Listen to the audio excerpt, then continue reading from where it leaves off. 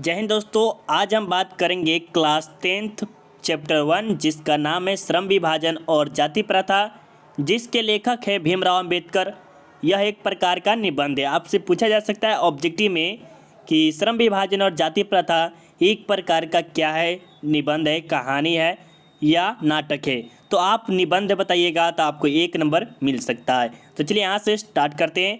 उससे पहले मेरे दोस्त, अगर आपका भी सपना है क्लास 10th में 450 प्लस नंबर लाना, तो चैनल को सब्सक्राइब कर लीजिए ताकि आगे इसी तरह के वीडियो मिलेगा और आपको बहुत ही बेहतरीन तरीक़ा से आपको पढ़ाया जाएगा और अच्छे से अच्छा आपको कंटेंट भी दिया जाएगा। तो आप चैनल को सब्सक्राइब जरूर कर लीजिएगा। और आपको बता दें कि सबसे आसान भाषा में समझाया गया। अगर आप ये वीडियो पूरा देख लेते तो आपको दूसरा वीडियो देखने की कोई ज़रूरत नहीं है। चलिए यहाँ से स्टार्ट करते हैं।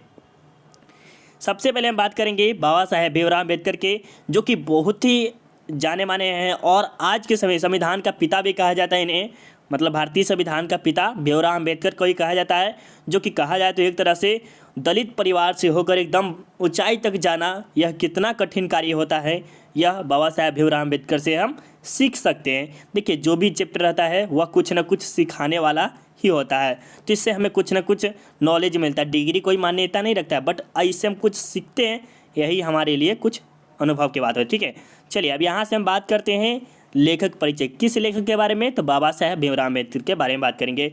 सबसे पहले फर्स्ट नंबर में आपके पूछा जा सकता है ऑब्जेक्टिव में कि बाबा साहेब भीमराव अम्बेडकर का जन्म कब हुआ था? तो 18 अप्रैल 1891 ईस्वी में। ये अगर आप बता देते 1 नंबर ऑब्जेक्टिव में आपके आ सकते हैं। ठीक है, अब चलिए अब दूसरा नंबर आपके है कि बाबा साहेब भीमराव अम्बेडकर का निर्धन कब हुआ था या मृत्यु कब हुआ था? तो दिसंबर 1956 में दिल्ली में हुआ था। कब हुआ था? दिसंबर 1956 दिल्ली में हुआ था। इनका जन्म कहाँ हुआ था? किसका? तो बाबा साहेब भीमराव का महू मध्य प्रदेश में हुआ था। कहाँ हुआ था? महू मध्य प्रदेश। इसके पिता का नाम क्या था? तो रामजी था और माता का नाम क्या था?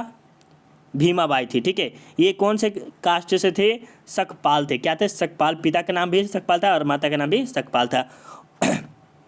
और यह किस परिवार से थे? यह एक दलित परिवार से थे, जो कि इसे कहते हैं अछूत माना जाता है। उस परिवार से आते, जैसे चमार उमार नहीं होगा, उसे कहा जाता है उस समय में भी। लेकिन अभी भी देखिएगा तो ये परिवार अभी भी है और उसे घृणा करते बहुत। अभी भी जो ज़माना भी चल रहा है, जैसे मान लीजिए अभी आधुनिक मॉडर्न चल रहा है, बट उस समय भी अभी भी क्या हो रहा है, ऐसा ही स्थिति है। बाबा साहब इतना मतलब कि ऊँचा नीचे से जाके ऊपर तक पहुँचे हुए हैं।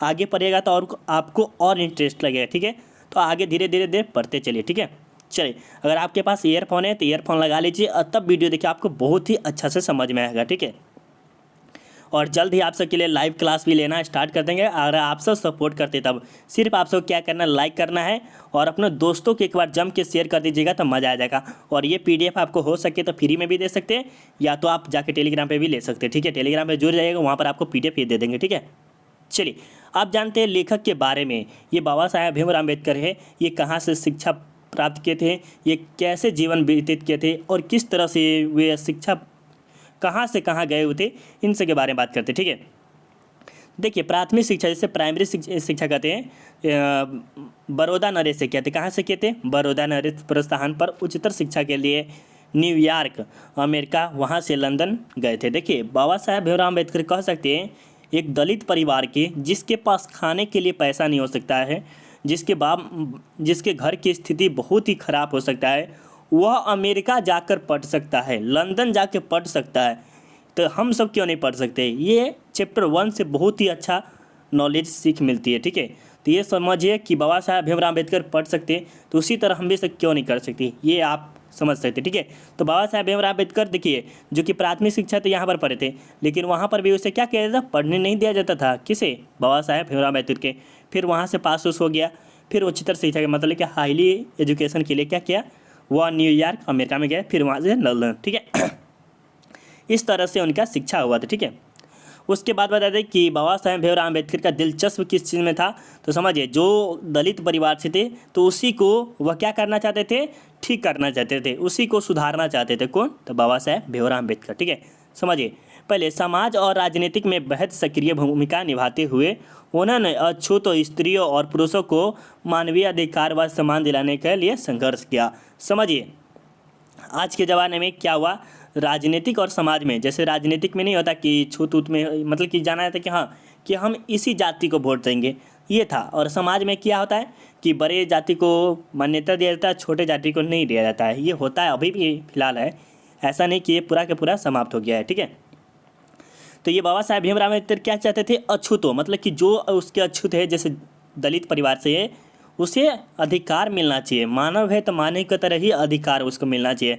जैसे बड़ों को अधिकार मिलता है, उसी प्रकार छोटों को भी अधिकार मिलना चाहिए। ये बाबा साहेब भीमराव अम्बेडकर का दिलचस्पी था, ठीक है। अब आगे चलिए, प्रेरक। प्रेरक मतलब कि इससे प्रभावित हो गए थे, किससे, तो बुद्ध से हुए थे, कबीर से हुए थे और ज्योतिबा फुले से। ये 3 व्यक्ति थे जिससे क्या थे, प्रभावित थे। कौन, तो ये हमारे बाबा साहेब भीमराव अम्बेडकर, ठीक है। तो आपसे पूछा भी जा सकता है ऑब्जेक्टिव में कि बाबा साहेब भीमराव अम्बेडकर कितने व्यक्तियों से प्रभावित थे, तो 3 व्यक्ति से। नाम बता दीजिए, बुद्ध, कबीर और ज्योतिबा फुले, ठीक है। ये आपके 3 थे, ठीक है। चलिए अब हम बात करते हैं बाबा साहेब भीमराव अम्बेडकर के द्वारा रचनाएं एवं भाषण क्या क्या लिखे हुए, इसके बारे में बात करते हैं। तो इसमें जो था, the caste in India their mechanism, ये आपके 1 नंबर ये हो गया। और एनिहिलेशन ऑफ कास्ट, ये 2 आपको बहुत ज़्यादा इम्पोर्टेंट है। बाकी ये सब इम्पोर्टेंट नहीं है, बट 2 आपको बहुत ही ज़्यादा याद रखना है, ठीक है। ये सब ये देख सकते हैं आपको, आप अपने मन से देखिए। जेनेसिस एंड डेवलपमेंट हो गया, द एंटीचिल्स हो गया, हु आर दे हो गया, हु आर शुद्राज हो गया, बुद्धिज्म एवं कम्युनिज्म हो गया। ये सब आपके लिखा हुआ है, ठीक है। बुद्धा एंड हिज्जा धम्मा ये हो गया। ये सब आपके लिखे हुए कौन थे, बाबा साहेब भीमराव अम्बेडकर द्वारा ही लिखा गया है। चलिए, लेकिन इसमें ज़्यादा खासकर आपसे पूछा जाएगा, एनिहिलेशन ऑफ कास्ट किसके द्वारा रचा गया, तो बाबा साहेब भीमराव अम्बेडकर के द्वारा रचा गया, ठीक है। चलिए, अगर आपको 10th क्लास का ऑल नोट्स भी चाहिए तो आप हमें इस नंबर पे संपर्क कर सकते हैं, या तो हो सके तो आपको ऐसे भी मिल सकता है। आप हमें एक बार कांटेक्ट तो कीजिए, आपको कैसे मिलेगा ये आप छोड़िए, बाद में पता कीजिए, ठीक है। अब हम बात करेंगे श्रम विभाजन और जाति प्रथा का सारांश। श्रम मतलब क्या होता है कि कोई जो मजदूर होता है वह श्रम गिरता है, लेकिन इसे क्या होता है, जाति के आधार पर ही थोप दिया जाता है। जैसे मान लीजिए, एक हम एग्जाम्पल लेते हैं, एक राजपूत हो गया जिसके पास बहुत ज़मीन होता है, एक डोम हो गया उसके पास थोड़ा सा ज़मीन उमीन कम रहता है, लेकिन वो क्या करता है, कुछ काम उम करता है, लेकिन उसे क्या कहता है, जाति पर इसे टाल दिया जाता है, वो आगे नहीं बढ़ पाता है।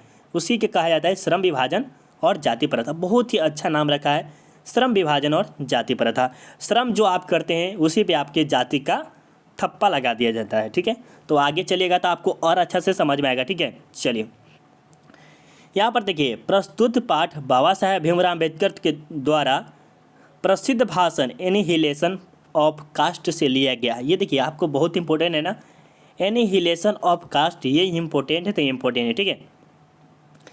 जिसमें जाति पाति के सम्मेलन में पढ़ने के लिए बाबा साहेब भीमराव अम्बेडकर ने लिखा था। देखिए, ये जो है एनिहिलेशन ऑफ कास्ट, इसमें किसका लिखे थे, जाति पाति। नहीं होता है कि जाति पाति से होता है। अगर मान लीजिए कभी भी वोट उठ होता है, जैसे इलेक्शन हो गया आपके गांव और पूरा इंडिया में, मान लीजिए वहाँ पर इलेक्शन हो गया, ठीक है, तो आप क्या समझते हैं, यादव को वोट देंगे, क्या देंगे, यादव को देंगे। जो भी हो, किसी भी जाति को आप वोट देते हैं, तो ये क्या हो गया, एक प्रकार से कि अपने प्रति कि आप जिस जाति से उसी जाति का वोट देना चाहते हैं। अगर मान लीजिए कि यादव का ही आदमी है लेकिन वो अच्छा नहीं है, और दलित परिवार के जो व्यक्ति है वो बहुत ही अच्छा कार्य करेगा, तो आप यादव को दे रहे लेकिन दलित परिवार के नहीं दे रहे, क्यों, जाति के कारण आप इसे वोट नहीं दे रहे। अगर इसी को वोट देते तो वो अच्छा से अच्छा डेवलपमेंट करता, ठीक है। तो ये बाबा साहेब भीमराव अम्बेडकर के द्वारा कहा जा रहा है, ठीक है। यह आश्चर्य की बात है कि इस युग में भी जातिवाद के पोषकों की कमी नहीं है। देखिए, बाबा साहेब भीमराव अम्बेडकर का कहना है कि इस युग में, जैसे मॉडर्न है, इस युग में, आधुनिक काल में भी पोषकों की कमी नहीं। पोषक मतलब कि जो काम करता है उसके जाति पर ही निर्भर कर दिया गया। भारत की जाति प्रथा श्रमिकों का अस्वाभाविक विभाजन नहीं बल्कि विभाजित वर्गों का एक दूसरे का अपेक्षा ऊंचा नीचा भी करा देती है। देखिए, ये तो अस्वाभाविक नहीं है, बट क्या करा देता है, ऊंचा नीचा की। अब देखिए, ऊंच नीचे क्या होता है, अभी जस्ट बताए थे, एक ऊपर वाला होता है, एक नीचे वाला होता है।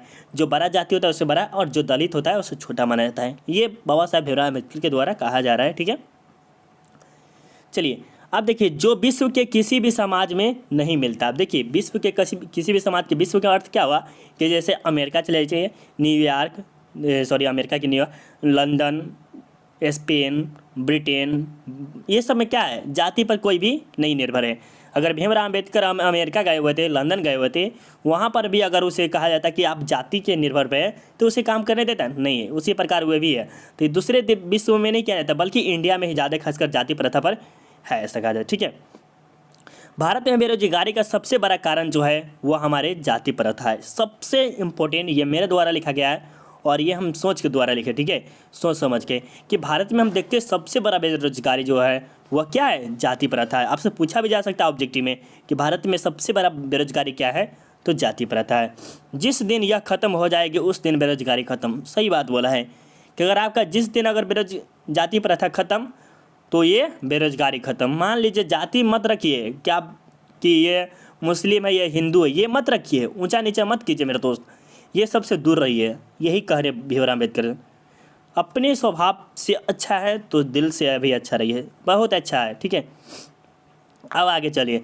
भारतीय समाज में जाति का बहुत ही महत्वपूर्ण माना जाता है, क्योंकि आप बचपन से ही पेशे में कुशल हो या न हो, उसमें रुचि हो या नहीं हो, लेकिन वही काम आवश्यक होता है, चाहे वह भूखे मर क्यों न जाए। इसका अर्थ समझिए, मतलब आप जन्म लिए, जब ये माँ की कोख से आप जन्म लिए उसी समय आपको थप्पा लगा दिया गया या पेशा पे आपको डाल दिया गया कि जो आप किसान है ना, मान लीजिए आप खेती बाड़ी करते हैं और ये छोटा मोटा काम है जो कर रहे हैं, तो यही काम करेगी जिसमें आपको इंटरेस्ट नहीं है। मान लीजिए आपके जो पिता है या आपके जो भी है बहुत ही गरीब परिवार से, लेकिन ठीक है आप चाहते कि मुझे हाईली एजुकेशन मिले, बहुत ही अच्छा हम कर पाए, लेकिन आपको क्या कहा जाता है कि आपको यही कुशल कार्य करने में नहीं दिया जाता, जिसमें आपको रुचि भी नहीं थोड़ा सा भी है। तो यही कुछ कारण था जो कि आपको, चाहे भूखे आप क्यों ना मर जाए। ठीक है, तो ये कुछ कारण थे, आपको हम समझाए हैं। और कैसा लगा है वीडियो आप हमें ज़रूर बताइएगा।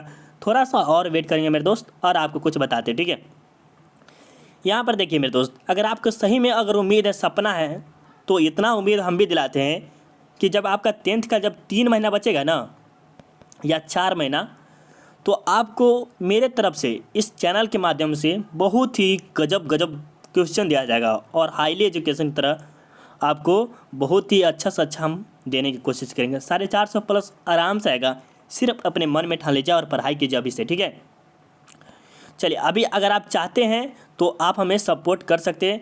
अगर आप चाहते हैं PDF लेना चाहते हैं, टेलीग्राम पे जाके सर्च कीजिएगा RTX सेल्फ स्टडी, जिसका लिंक आपको डिस्क्रिप्शन में मिलेगा।